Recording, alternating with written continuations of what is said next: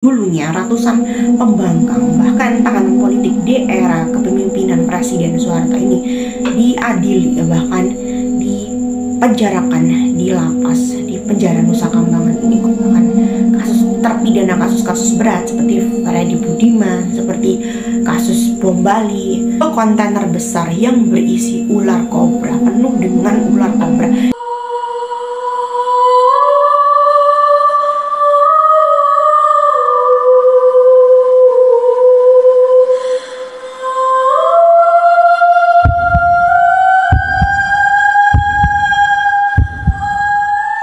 Halo, assalamualaikum semuanya, kembali lagi di channel aku, Abis Creepy Zone. Di video kali ini kita akan bahas tentang hal yang sangat membuat bulu kuduk kita merinding, yaitu tentang penguasa gaib paling kuat di Nusa Kambangan. Jadi kalau kalian mendengar kata Nusa Kambangan, apa sih hal yang pertama kali terbersit di benak kalian? Pasti nggak jauh-jauh dengan kata teroris, gembong narkoba, hukuman mati, bahkan penjara tempat terpencil dengan hewan buas. Jadi memang sih, kita akan bahas sedikit sejarah tentang penjara Nusa Kambangan di masa lalu. Jadi memang penjara Nusa Kambangan ini dibangun di era penjajahan Belanda dan dinyatakan ditutup dan terlarang di tahun 1905. Memang sengaja penjara ini dibangun untuk tahanan atau terpidana atau para penjahat di masa lalu, ya, penjahat-penjahat pribumi di masa lalu. Bahkan konon penjahat-penjahat dari masa lalu ini sering ditawan di penjara Nusa Kambangan ini, dan kemudian banyak yang ditinggalkan hingga meninggal, hingga sakit, bahkan hingga kelaparan, bahkan meninggal dunia di penjara Nusa Kambangan ini. Dan penjara ini dibuka kembali di tahun 1920-an, jadi oleh penguasa Belanda lagi, ya, yang menguasai Indonesia. Jadi konon ya, yang bikin bergidik ngeri, bahkan dulunya ratusan pembangkang bahkan tahanan politik di era kepemimpinan Presiden Soeharto ini diadili, bahkan dipenjarakan di lapas di penjara Nusa Kambangan ini. Konon orang-orang ini bahkan ada yang tidak pernah diadili sama sekali, dan bahkan tidak ada keluarga yang menjenguk, sehingga mereka ini dibiarkan mati kelaparan, sakit gitu, mati hilang jejak gitu aja gitu. Banyak yang percaya sih. Jadi konon arwah-arwah orang-orang yang meninggal ini masih bergentayangan di area penjara Nusa Kambangan ini. Bahkan terpidana kasus-kasus berat seperti Freddy Budiman, seperti kasus bom Bali, seperti kasus WNA asing gitu, banyak yang dieksekusi atau bahkan ditahan di penjara Nusa Kambangan ini, sehingga pulau atau penjara Nusa Kambangan ini tidak jauh dari horor, ya, kesan horor, angker, bahkan hal-hal mistis yang menyelimuti penjara Nusa Kambangan ini. Dan kabarnya ya, penjara Nusa Kambangan ini penuh dengan hewan-hewan buas yang sengaja dilepas. Bahkan gak hanya hewan-hewan buas, ya, menurut sipir-sipir di sana banyak juga yang mempercayai bahwa makhluk gaib memang sengaja dilepas di sana untuk ditugaskan untuk menjaga dari para tahanan ini untuk melarikan diri, gitu sih. Nah, selain tempat yang sangat berbahaya dan dikelilingi oleh hewan-hewan buas, bahkan makhluk-makhluk gaib, ya, jadi ada sebuah urban legend yang sangat terkenal dan sangat-sangat legendaris, ya, tentang penghuni paling kuat di penjara Nusa Kambangan, yaitu sosok Mbah Sukur. Dan sosok Mbah Sukur ini dikenal merupakan sosok gaib yang paling kuat yang menguasai pulau atau penjara Nusa Kambangan. Siapa sih sosok Mbah Sukur ini? Jadi konon diceritakan sosok Mbah Sukur ini merupakan dulunya adalah sosok yang meninggal dunia akibat sebuah pembantaian. Ada yang bilang dari era kolonial Belanda, ada yang bilang era G30 SPKI. Jadi antara dua itu, ya, yang membuat Mbah Sukur ini meregang nyawa karena sebuah pembantaian. Dan sosok Mbah Sukur ini berwujud dan sering menampakkan diri sosok pria tua tanpa kepala dan menggunakan baju yang kuno, serta mempunyai darah mengucur segar di lehernya. Itu serem sih, ya, Bahkan ada beberapa cerita nih ya, cerita lokal dari penduduk sekitar, yaitu datang dari salah seorang pria yang bernama Pak Sugiman. Jadi pada saat itu Pak Sugiman ini memang akan menyadap getah pohon karet di sekitar penjara Nusa Kambangan. Dan kebetulan Pak Sugiman ini memang punya sebuah ladang pohon karet ya untuk disadap dan dijual. Jadi orang-orang di sana ini percaya bahwa ketika malam hari atau surup ya, ketika orang Jawa bilang surup atau maghrib tiba, konon dilarang untuk keluar rumah karena konon sosok-sosok mistis ini, Mbah Syukur, bahkan sosok-sosok gaib di sekitar penjara Nusa Kambangan ini sedang aktif-aktifnya untuk menampakkan dirinya gitu. Nah, Pak Sugiman ini entah kenapa pada saat itu memang kekeh ya untuk menyadap getah karet di malam hari. Dan istrinya ini sudah mengingatkan bahwa Mas jangan pergi malam-malam gitu, karena memang kamu nggak takut nanti Mbah Syukur ini kamu ketemu dengan Mbah Syukur di kebun gitu kan ya. Jadi Pak Sugiman ini nggak menggubris tentang peringatan tentang istrinya, dan istrinya pun ya udahlah kamu pergi aja gitu. Dan sesampailah di perkebunan karet milik Pak Sugiman ini, Pak Sugiman ini awalnya mendapat sebuah telepon dari istrinya ya, mengingatkan. Nah, biasalah ya orang ibu-ibu cerewet gitu lah ya. Dari itu sudah mengangkat. Pada awalnya nih teleponnya ini masuk dan berasal dari istrinya. Lalu oke lah, dimatiin lah teleponnya dan dimasukkan HP-nya ke kantong Pak Sugiman ini. Namun ketika Pak Sugiman mulai masuk ya ke perkebunan, semakin masuk semakin ke dalam, Pak Sugiman ini HP-nya berdering ya, namanya HP jadul ya, berdering gring gring gitu. Dan diangkatlah telepon HP Pak Sugiman ini, dan ternyata itu bukan berasal dari istrinya. Lah malah muncul suara Sugiman gitu. Lah langsung sontak kaget dong ya Pak Sugiman, kok nggak ada orang gitu. Kok nggak ada orang sih, tapi kok suaranya deket gitu. Nah Pak Sugiman ini langsung sontak melihat ke arah ujung, kok ada orang, sosok orang lah. Didekatilah sosok orang dan bayangan ini, dan semakin dekat, dan ternyata kagetlah Pak Sugiman ini.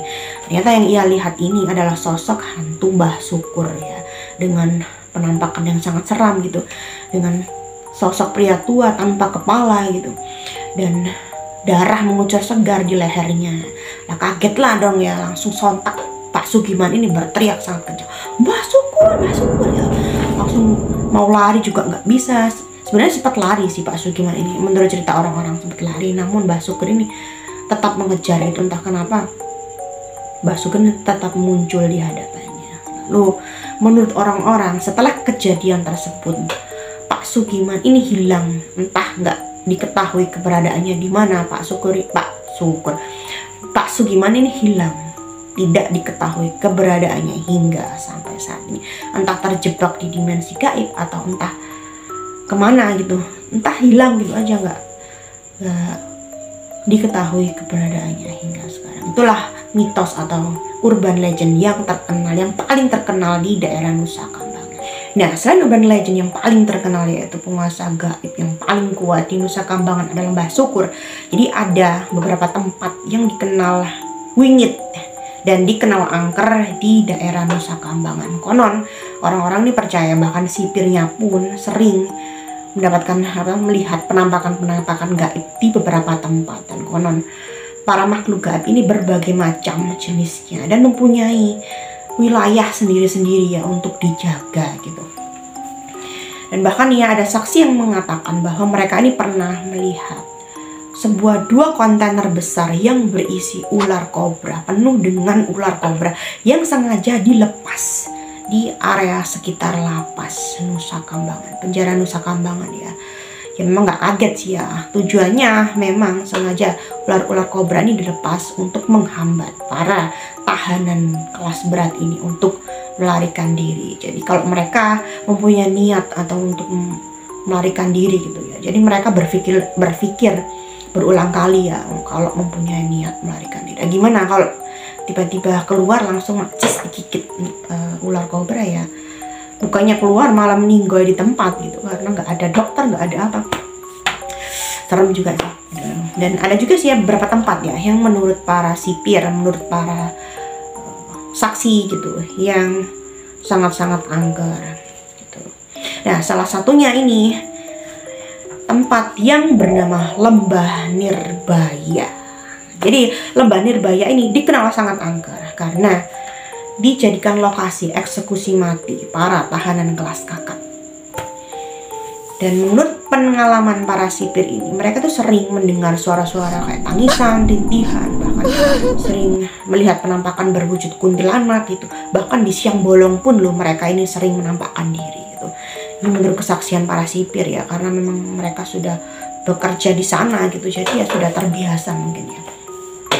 Dan lokasi angker yang kedua di Nusa Kambangan yang dianggap wingit dan dianggap paling angker gitu, yaitu di lapangan tembak tunggal Penaluan, dan merupakan bekas dari penjara Limus Buntu. Jadi tempat ini menjadi saksi bisu gembong narkoba yang sangat kelas kakap, yaitu Freddy Budiman dan juga tiga terpidana lain kasus bom bunuh diri di Bali pada tahun 2016 lalu. Jadi tempat ini dibuat untuk eksekusi mati ya para tahanan kelas kakap ini. Dan bahkan terpidana lain seperti Andrew Chan gitu di kasus bom Bali gitu, mereka ini juga dieksekusi di lapangan tembak tunggal Penaluan gitu.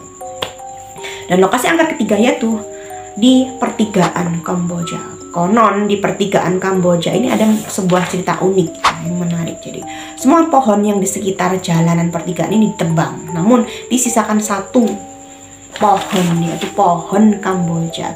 Namun pohon Kamboja ini memang Kamboja tua, tidak berdaun, tidak berbunga, gundul gitu aja ya. Dan dipercaya merupakan tempat tongkrongan para kuntilanak ketika malam hari. Jadi ketika malam hari tiba gitu, banyak gitu puluhan kuntilanak yang nongkrong ya di atas pohon Kamboja ini gitu.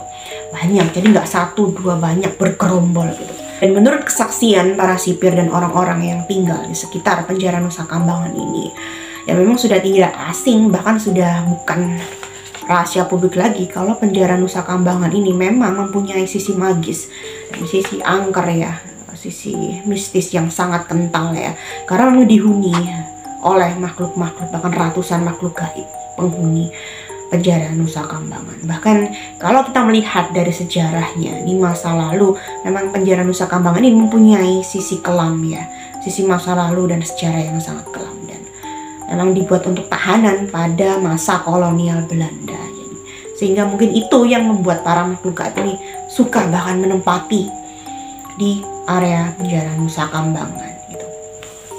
Dan banyak sih sipir-sipir ini yang menyaksikan, bahkan melihat penampakan, mendengar penampakan. Mulai dari suara tapak kaki orang ketika ia melihat ini hilang, nggak ada orangnya, tapi terdengar suara orang berjalan gitu, plak plak plak plak gitu.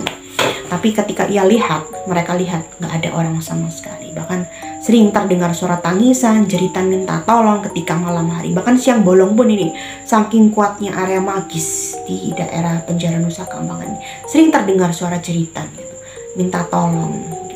Bahkan ada sebuah kasus nih ya yang cukup merinding ya, membuat merinding. Jadi pada saat itu para sipir ini mendengar suara tangisan dan jeritan di salah satu tempat di Lembah Nirbaya, dan suara jeritan ini nggak didengar oleh satu dua orang aja, dan suara jeritan ini berkali-kali, bahkan sangat mengganggu lah ya, suara minta tolong. Dan ternyata setelah ditelusuri, suara minta tolong ini berasal dari sebuah makam atau sosok arwah ya yang pernah dieksekusi, yaitu seorang arwah WNA asing dari Afrika, terpidana mati kasus gembong narkoba. Jadi konon mereka ini memakamkan terpidana WNA ini dengan posisi terbalik, jadi salah arah gitu kali.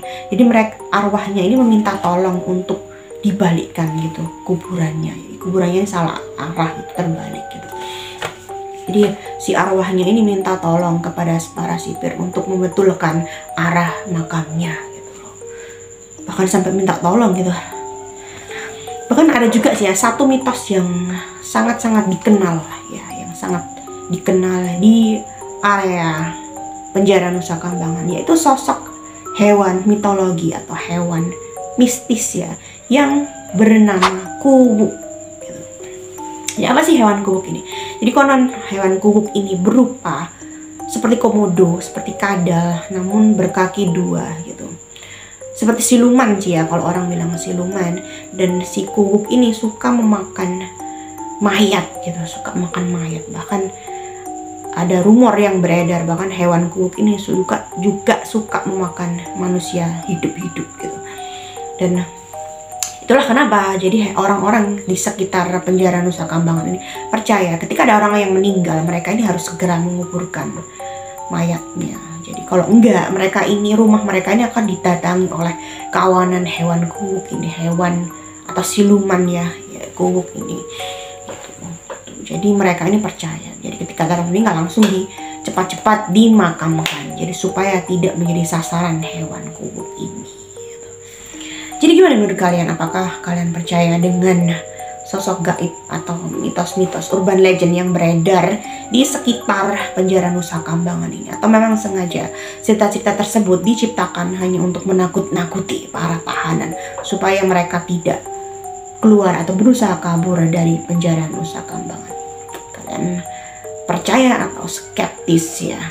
Kalau aku sih percaya ya, karena memang makhluk gaib itu ada gitu.